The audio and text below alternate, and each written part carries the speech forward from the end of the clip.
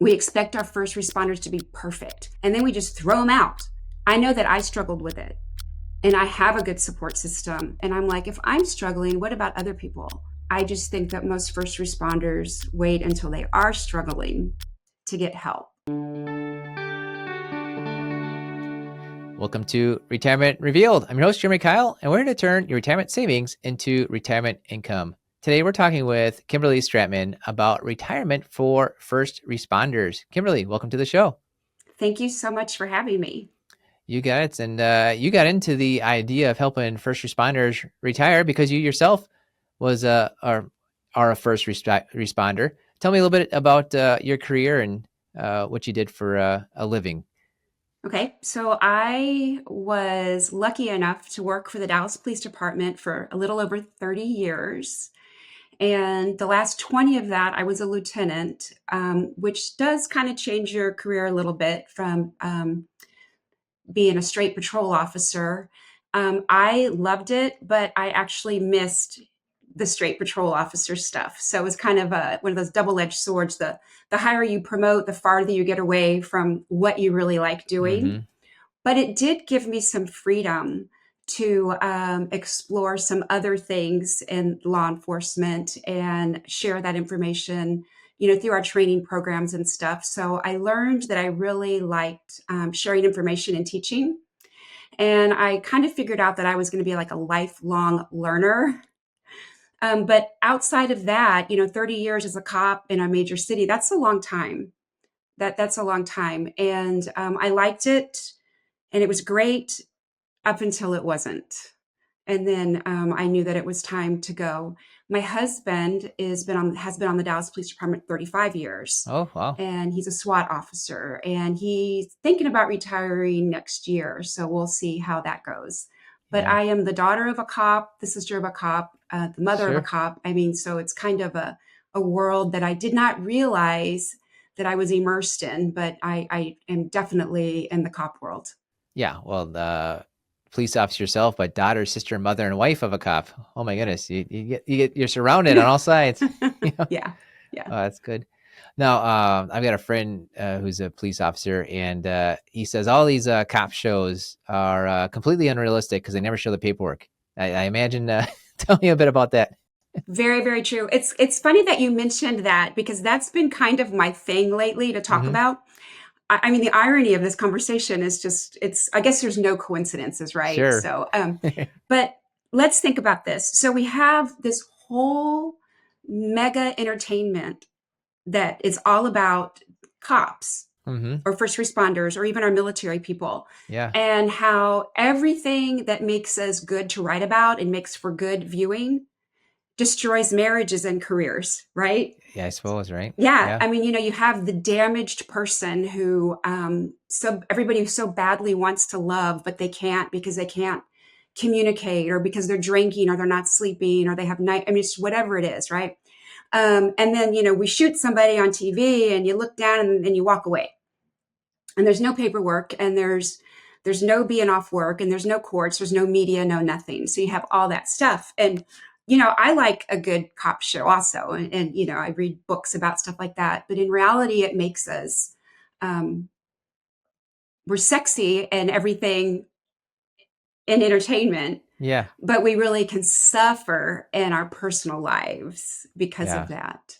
Well, I think it's that suffering that is what kind of drew you to helping first responders specifically retire. And we were talking a little bit earlier about how retirement's different when you're working a corporate job, you're going to the office compared to first responders. How would you say it's different for police officers, firefighters, anyone who's a first responder? So I definitely want to acknowledge that anybody can struggle in retirement. I mean, any person can struggle in retirement, even if it's the spouse that's staying home and the other spouse is the one retiring from whatever profession they have. There can be all kinds of issues that come up. We do know, though, that first responders struggle more with this. We bring some extra into it. We tend to retire young. So we have, 20, 30, maybe even 40 years left of living after we retire. And we have a lot of baggage that we bring with us. We have a lot of emotional and mental baggage that we bring with us. Remember, all that stuff that makes us kind of fun in a movie, isn't fun in real life, especially when up until just recently, we were supposed to handle all of that privately. We weren't even allowed to acknowledge that we were having any problems, or they would take your badge from you. So it's just been the last couple of years that we've been able to acknowledge that we need help. But you have the identity crisis, you have the health you bring through, not just mental and emotional, but physical also. First responders tend to drop dead a couple of years after retirement. So, and it's just the high cortisol levels the whole entire time. It's the lack of sleep, the rotating schedules, the stress of it all that just takes a toll on the body. And if you're in uniform the whole time, sitting in a squad car or in a fire truck in your uniform, I mean, it's just very, very hard. And that sounds like a bunch of doom and gloom. I think we need to acknowledge that, but I don't think that we have to own it or keep it. Like, we don't have to label ourselves with that. There are things that we can do, but you've got to acknowledge it, and we have to be very intentional about what we do in our day to day life, and then going up to retirement. Yeah, it's interesting with the identity part of it. When you said that you're sitting in a squad car with your uniform on, I mean, my identity is a financial advisor, but I wear a button-down shirt and a sport coat most times. I can do that whether I'm working or not. Yeah. So there's an actual uniform that is taken away. That's got to make it even tougher of how you're identified in a lot of ways. When I turned my uniform in, it took me 3 times to get it all together and take it to the quartermaster. Yeah, It's like I took everything that I didn't absolutely need, and I kept a full sure. uniform Yeah, at here's my home, radio. just in case. Right, here's something, Yeah. just in case. And then I took the uniform in because I figured that in a true poop storm, I would still have what I needed. And then when I took the last stuff in, I actually cried when I was driving away. It was very hard. And I didn't expect that. I wasn't ready for that. It was very difficult. And then even just yesterday, so I've been retired 4.5 years. Yesterday, I had to go renew my Texas driver's license in person, and I wasn't in uniform. I've always gone in uniform to do it. I've always been in uniform in the picture. And here I am, not in uniform. And I know that sounds so crazy to people, but it was hard. It was difficult, And I was talking to my husband about that this morning. We walk our dogs every morning. And I said, I know you're going to think it's crazy. I said, but it was hard. And he's like, why are you being hard on yourself? Just accept it. It's how you identify. And I'm like, yeah, it's just, it was kind of, and the picture is so awful anyway, but Oh, that's funny. I'm sure it's all right. It's all right. Yeah. Well, another you said too that as a first responder, you retire earlier. I hope that sounds like maybe a blessing, right? I'm in Wisconsin, and typically, if you're a government worker, you can retire at 65 is full retirement age, but for protective services, they call it. It's like 10 years earlier, right? You're retiring probably on average 10 years earlier than everyone else around you. How has that been a benefit to you and to benefits others that you've seen? I think it can be a benefit if you're prepared for it. I think it's like anything else. If you just wander into retirement, like if you are just doing your career until you're done, like you just cannot possibly handle people any longer or people's crap any longer, then what are you going to do with that 10, 20, 30, 40 years? But if you're very intentional about it, if you have a plan for it, it's just like everybody's worried about the money. And that's important, right? I mean, obviously, the money is very important because you don't want to run out of money. And you want to have a good relationship with your money, and you want to know if you're going to need to earn money and how you're going to do it. But our time and our health, I would have to say, is even more important than the money. Because if you don't know how you're going to spend your time, it's just going to disappear. It's just going to go away. You're going to wake up one morning, you're going to realize you've been retired for years and you haven't done anything. You haven't anything to do. You don't feel accomplished. You don't feel excited. And then your health, if you don't take care of your health when you're younger, it can be just devastating as a retiree. I would also like to point out that most people that are retiring from city and municipal governments we don't have the best health insurance. We have good health insurance, we don't have a good price for it. So you're paying a bloody fortune for your health insurance. You might not have that money left over to actually take care of your health. So these are things you want to think about going into retirement, Yeah. especially when you're younger. Yeah, you want to prepare for it. Like you said, it's maybe 40 years as opposed to the standard 30-ish Hmm. years. If you are retiring 10 years earlier, then you get Hmm. 10 extra years in retirement. Of course, you don't have to be necessarily fully retired, just sitting on a couch, kind of retired that maybe you might think of with it. Although it's probably good at least for a week or two. Like it's nice to We just relax and do suggest nothing. against that. We definitely Really? Okay. suggest against just sitting around. Yeah. But like you said, it's something wrong for a little bit because I Hmm. remember the first couple of days after I retired, I remember just wandering through the house. I mean, like just wandering through the house. And I'm like, I don't even know what to do. And I actually had a plan of what I wanted to do. I definitely had a plan of stuff I wanted to do. And I will tell you that I did everything that was on my plan, but it still wasn't enough. And so I suggest that even individuals that have a plan, and even like the clients that I work with, that we create a plan for them, you've got to be flexible and you really need to know who you are. So when opportunities present themselves, you can take them. So don't be rigid, which of course, first responders are kind of known to be Yeah. kind of Right. rigid, right? We Yep. like rules. And if we break rules, we at least want to know the rules that we're breaking. Yes. But so yeah, it's a whole can of worms. It can be also like a Pandora's box for first responders retiring. You need to have something to keep yourself busy. You need to know who you are, but you also need to open yourself up for other opportunities. Hmm. You mentioned the clients that you're working with. You're helping people create retirement plans, as in not the financial piece, but all the other pieces of it. How did you get into that? What made you feel that draw, that pull into helping with retirement coaching? Well, remember I said earlier that there's like no coincidences. So years ago, in the Dallas Police Department, we were doing a bootleg Dave Ramsey class, right? We were just doing it at lunchtime. We were just helping people understand the value of getting out of debt. And then we realized that you can't bootleg something. It needs to be honorable and respectable. So we contacted the Dave Ramsey Company and we actually started teaching the Dave Ramsey financial piece. We started sharing it with all of the members of the Dallas Police Department. And at the time, a big topic on there was retire inspired, and inspired retirement. And I just took to that like a fish in water. I loved it. And I loved the conversations that we had. So I was already doing stuff like that, but I didn't think I was going to do that in retirement. I really didn't. I have an essential oil business that I love, and I wanted to go to a daytime Bible study and I wanted to join some workout groups. But I did not know that I was going to become a multi certified life coach with one of those in retirement life coaching. While I don't cover the wealth building and the asset management, I do help people with their relationships with money to understand why they feel a certain way, why they're living a certain way. Why are we getting these results from these actions? Well, it's from these thoughts and beliefs. So we do cover that. Um, and I had a friend, so I was doing all my stuff, and I had a friend who said, "You need to monetize what you're doing." I was like, "Oh, no, no, I just want to help people. I just want to help people." She's like, "No, you need to monetize it." And so I got to thinking, well, that could actually solve a couple issues for me, another income coming in, plus I can still keep serving people.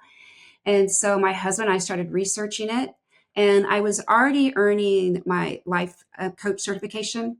And then I found the Retirement Coaches Association, and I found that and went through their certification. And I just like, it was 100% belief. It was 100% buy-in. It wasn't anything that I was uncomfortable with. I'm like, this is solid truth. Why are we not doing this? Why is everybody not doing this? But especially first responders, why are we not doing this? Why are we asking for everything from a first responder? Everything we demand as a society, as a community, as agencies, as a city, as a government, we expect our first responders to be perfect. We don't allow any mistakes. They have to be, and I don't believe that myself. We have to be held to a higher standard. We can't just be people. And then we just throw them out. Like the day I retired, my city cell phone was off and my email was turned off. and I couldn't even get into a building that I had the privilege to go into for 30 years. I mean, it's like you're just thrown out, you're just like tossed aside. And I wanted to do, I know that I struggled with it, and I have a good support system, and I'm in a good marriage, and I have somewhat good health. And I'm like, if I'm struggling, what about other people? And I'm not saying that you have to struggle before you get help. I just think that most first responders wait until they are struggling to get help. But that is starting to change. It's starting to change across the country, which is really good. Yeah. It seems like if you have the struggle, you're more willing to accept the help, hopefully, because there's maybe a trigger or disconnect, something's off. But the hope is you get the help ahead of time so that you don't have to experience a struggle. And if you know there's going to be a trigger, there's going to be a change point, right? You're working, and then you know that you're not anticipating and planning for that transformation, that changeover that's going to happen. Is probably the wiser way to go about it, to plan for it ahead of time. When you are helping people retire, how long ahead of that retirement date do you find it's really ideal to start talking this stuff out? So that is something that my mind has changed on over the last year. Originally, I thought it was just a couple of years before retirement. But the more I've talked to people, the more I realized that we really need to start have these conversations with the younger first responders in the beginning of their career. Like, why live a certain way and accumulate all this damage, accumulate this poor health, bad relationships, and debt, and then say, oh, wait a minute, you're going to retire in a couple years. Let's fix it all right now. I'm starting to have this conversation with younger individuals and to say, hey, build a good life now so that it just is a natural flow into a good life later. In first responders, it's like, oh, I have to live like I'm dying, right? No. And I'm like, no, you need to love like you're dying, right? Like, give everything to your family like you might not be there tomorrow, but don't go through your money like you're dying. Don't burn through your friendships like you're dying. Don't live like you don't have a shelf life. Why don't we start training ourselves? Why don't we start working on our lives saying, I am going to live? Don't accept that we're going to drop dead 3 years after we retire. Let's set up a life that you have, again, good life now, good career, good relationships, and then a good retirement. The conversations that I have with some of the older folks is they don't even know the quality of their marriage. They just assume that they're going to stick together because they've already been together this long. Well, Yeah. you and I both know that's not true. Mm-hmm. Divorce is rampant in retirement, which means you're going to lose half your pension. You're going to lose, half of everything, depending upon what state you live in. And you've already lost your career, or you've walked away from your career, and now you're losing your person, and then you're losing your money. It could just be uncomfortable, Yeah. and it might not need to be. Yeah. If you plan for it ahead of time, that's a great idea. And I think you're right on. You hear people say, "I'll sleep when I'm dead." Well, that's not a plan, right? No, no. Maybe sleep now, and you won't have to die sooner than you expect, right? Right? Yeah. Exactly. Mhm. Exactly. Yeah. So you're on the other side of retirement. What did you think it would be like beforehand, and how would you compare it to what it's like now? I don't think, even with all the thought I put into it, I didn't really have an accurate I didn't really have an accurate picture of what my retirement was going to be like. I Hmm. didn't know the transition would be so hard. I didn't know how much I identified with being the problem solver, with being the person who's in control, the person who has a say in what happens. We had the riots right after I retired, and I went from being somebody in charge of people and making decisions and being at the meetings, being at the table, to being the wife at home while my husband went to work every day. And I think that was the biggest kick in the butt I've ever had. That really opened my eyes up to, I need to spend some time being me.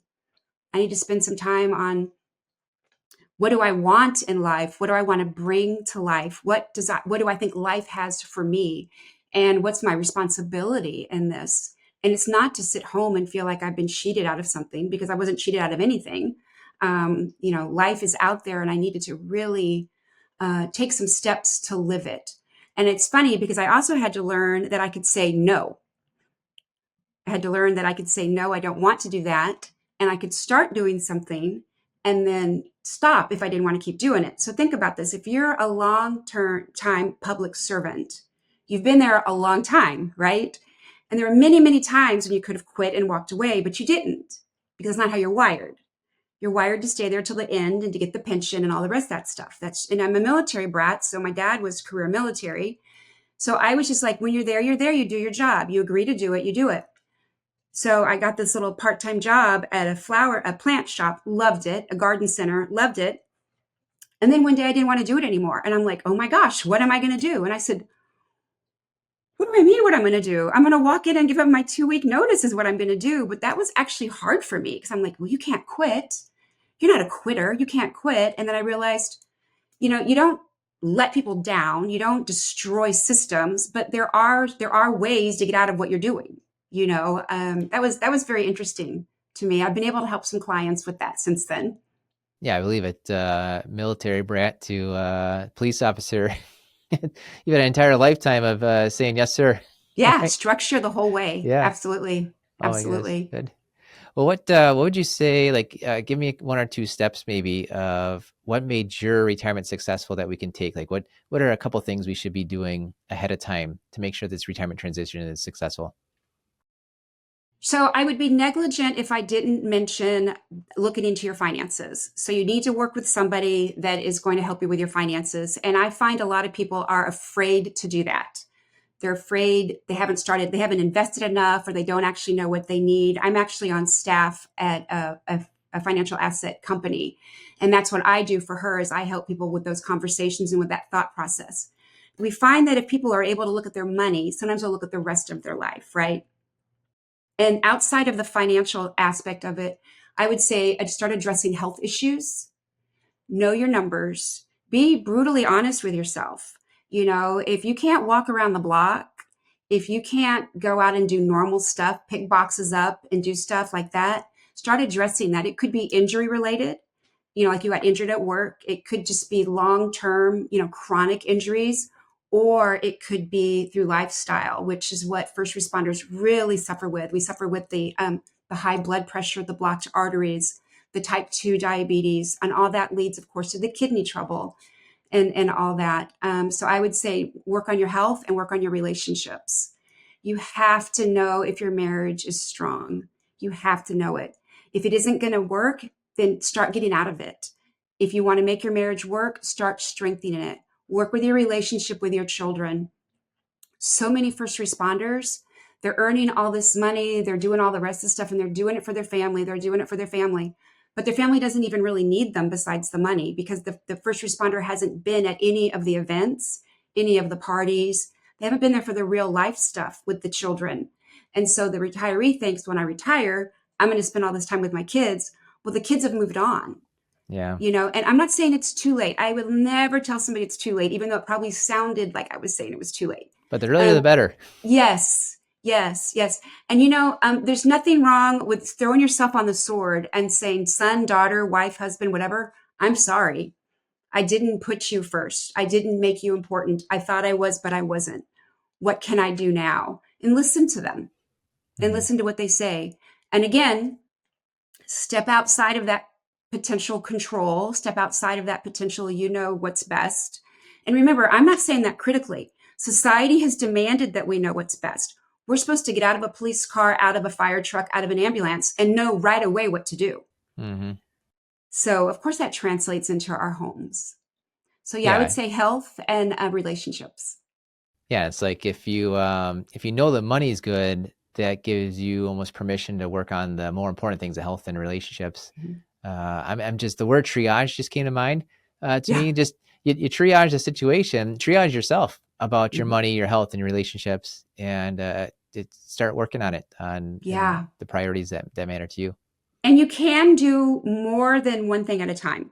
While you're working on your money, you should be having conversations with your spouse, Mm-hmm. right? And when you have those conversations is when you realize, are we on the same page? And here's a funny thing on that. I'll ask people, well, where are you going to live? They're like, well, we're going to live in our house. And I'm like, oh, okay. Why? Well, it's paid off. Mm-hmm. Oh, do you like your house? Hate my house. Don't like the neighborhood, don't like the community. I'm like, then why are you there? Well, it's because they've never even thought Right. about moving, right? They've just never thought, they raised their kids or never thought about moving. Or then one spouse will say, we're going to move to the beach. The other says, we're moving to the mountains, Yeah. or we're downsizing, or we're upsizing. I mean, and it's just like, wow, y'all are in the same house and these conversations need to happen. And they need to happen, obviously, with respect. And Mm-hmm. sometimes you have to kind of put that back in. That's something that hasn't been, that's part of your relationship that's the muscle in the relationship that hasn't been worked on, hasn't been utilized, is the listening and the respecting each other. Yeah. Right on. Well, speaking of conversations, I do have one more question for you. But before that, tell us what's the best way to reach out to you and have a conversation about this retirement transition. The best way is honestly through my email address. That's the best way to get a hold of me. I do have a website. I do have Facebook pages, but it's easier on my email address. Yeah. What's that, if you don't mind It's sharing? retire strat, the word retire, and then strat, SRAT, Mm-hmm. 6138 at gmail.com. All right. We'll put that in the show notes along with the Facebook and website and everything. But the retire strat with the T6138 at gmail.com. Awesome. Good. Well, final question for you, Kimberly. Tell us something about yourself that few people know about. And remember, this podcast is rated clean. Yeah. Gosh, that nobody else really knows. Well, people are learning this about me because I'm learning it too. It's not very salacious by any means, All right. but I have a thing for horses now, and it's just started in the last year and a half or Okay. so. And it's something I never thought I could ever do. I've always wanted to be around horses, but Sure. I never thought I could. I don't know anything about them. I don't have the money for it, et cetera, et cetera. And I've just been putting it out there that I want to be around horses, and the opportunities are just coming in right and left, right and left. And I'm able to do it. And I've made my husband promise me that we will never buy a horse. Okay. Promise. You can't talk them into it. Well, yeah, I mean, I'm afraid if I have a horse, I'll never do another thing. I'll be with the horse the whole entire time. Oh, sure. So, yeah, so that's probably the biggest thing about me right now that is surprising to me. So it might be surprising to other people. And I Yeah. didn't know I would be a yoga instructor either. I didn't know I would be doing that. Yeah. How great is that? I So, mean, it's a benefit of retiring younger is you've got that ability to go yeah. out and try some new things. And you've got a few things that are working out between yoga and now there's goat yoga. I'm assuming there's not any horse yoga out there. There is horse yoga, but of Okay. course, we don't let the horses climb on top of you. You just Right. kind of do it around the horse. Okay. All right. That's awesome. Good. Well, thanks for coming on the show, Kimberly, talking through the retirement transition in general, but especially how it affects if you're a first responder and the idea that there's maybe some additional baggage that comes on in. But thankfully, hopefully, retiring early, that gives you the time to work through those things and make that retirement successful. And thank you so much for this opportunity to share this. Thank you. Yeah, it's been a lot of fun connecting with you. Thanks for coming on the show. And thank you for listening to the Retirement Revealed podcast. We believe if you know more about your money, you will feel better about your money and you will make better money decisions. Hi, I'm Jeremy Keil, owner of Keil Financial Partners. And if you're interested in seeing how we help our clients get more income, pay less in taxes, and avoid big retirement mistakes, make sure to go to keilfp.com. That's KEILFP.com.